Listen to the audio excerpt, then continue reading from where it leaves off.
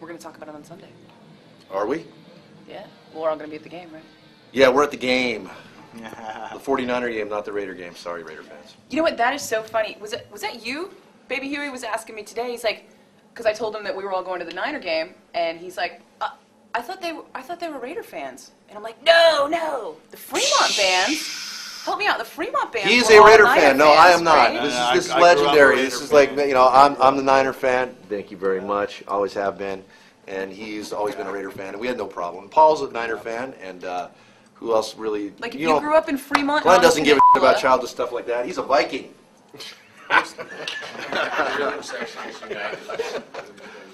But right, if you grew up like in the peninsula all the way down to Fremont into San Jose, and San Jose was kind of split, you were a Niner fan, and if you grew up on the other side of the bay, where the poor people were at, you were. No, see, for me it wasn't like that. I grew up in Las Vegas. I'm gonna break it down. Yeah, you know, that stuff's in your blood. My father was a season ticket holder back in the '60s, and that was what. And you know, these guys, the Raiders were great back then. I had to, you know, when Forbidden in its heyday in the '80s and the early '90s, it was all about the Niners, and we would go heads and stuff. But you know, some smart football, some dumb football, but it was pretty cool.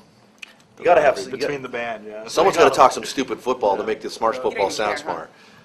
I'll represent the silver and black. okay. So we're He means we're tinfoil and duct tape. Raiders, Niners, Vikings. Vikings. Niners. No sports. Oh, that wasn't just a pun because you're big and blonde? Yeah, that's what I thought at first too. But really, Minnesota? No. That's awesome. He's known as the Viking. Yes. I just went with it. Do you follow one side or the other? Nothing. No sports. I'm actually becoming a Niner fan. Yep, it happens. And then when you add getting me Paul, it's going. like He's getting two me going. Niners, Two two Niner Raider. fans. I was saying Gone. it's going to give my little background about like where it all came from for me because I'm from Las Vegas and I grew up in a different scene. So I moved here and I think I can like both teams. Totally illiterate to how it works around here, and honestly, it's never the Raider team that bothered me, ever. It was some of them fans. Some of them fans. Not this guy though. He's a good one. No man, it just wasn't for me. Just the whole, you know. I have some of my best friends I've ever played with are all Raider fans, so we have a great time. I go to the games in my colors. I have no problem. They're cool to me. I feel lucky. I'm fortunate. I don't start do anything stupid. Okay, done. All right, so let's see. Yeah, what about music? We caught up with everybody, right? We didn't miss anybody that has played in Forbidden for a minute. Right? Yeah. Why do you look at me for a minute? Purely accidental. Like there's a clock, tick, tick, tick.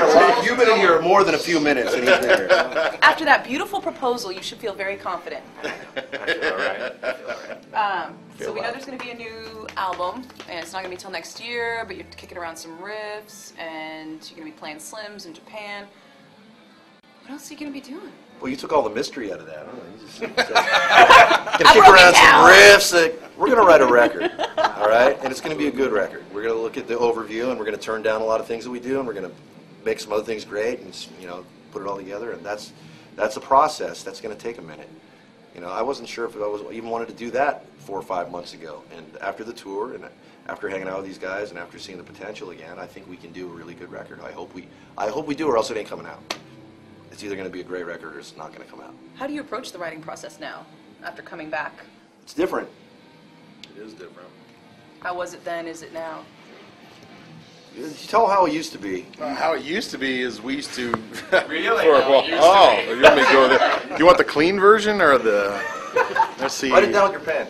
We get it. The old. Well, me and Craig used to spend a lot of time together. And writing riffs, sometimes we'd be up all night writing riffs. Sometimes we'd be up all night and all day, and all the next night writing riffs.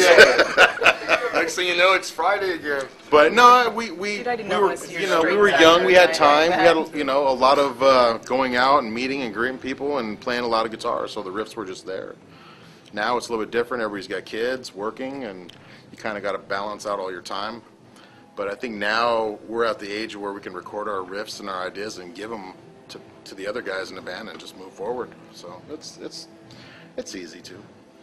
Does it still end up being very collaborative? Yeah, no, I was going to say it's going to start that way, but I think there's more you know, the core of the band was usually riff-wise would really start with me and who's playing drums, and I think this time everybody has a lot more core, you know, but everyone had an equal input in the end, all those records, and I think there's going to be just even more coming in at first, if you know what I mean. It's like, it's just going to be different. I think that everybody wants to really contribute, and I love it. I'm kind of fired up when Matt's bringing, you know, CDs. Yeah, right now we're bringing riffs riffs, and it's going to be up to this guy right here to make it. So when you guys get around to like lyrical content and like feel of songs, are there like topics or messages that you want to explore? I'll usually take the songs and feel out how it's going, and like let the songs talk to me, and then start going with topics and stuff like that. So if it's, you know, you can throw in things and think about it, but I kind of let it like naturally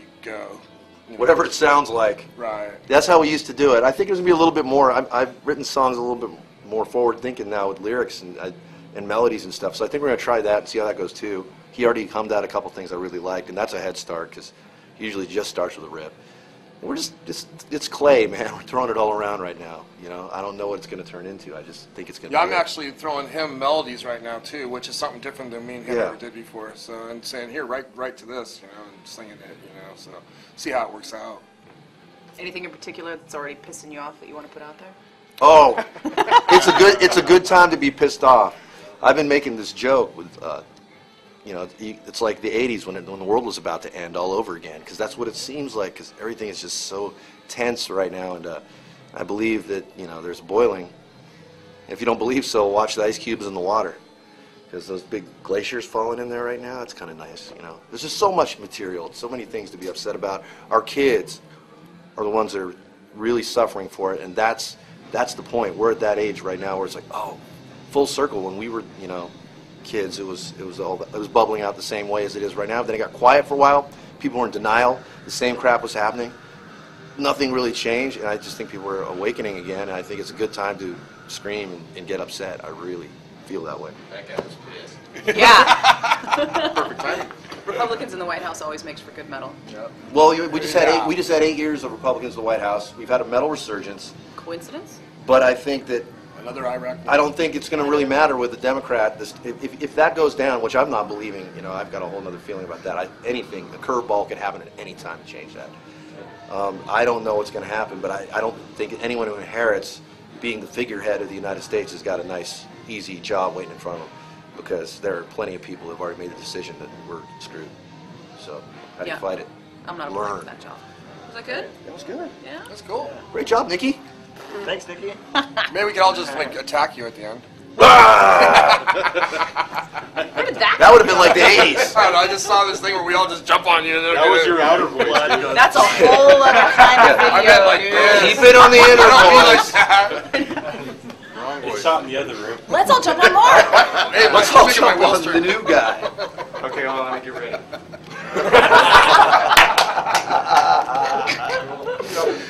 We're gonna film it. Oh no. That was brilliant. 107.7 The Bone. Streaming online at 1077thebone.com.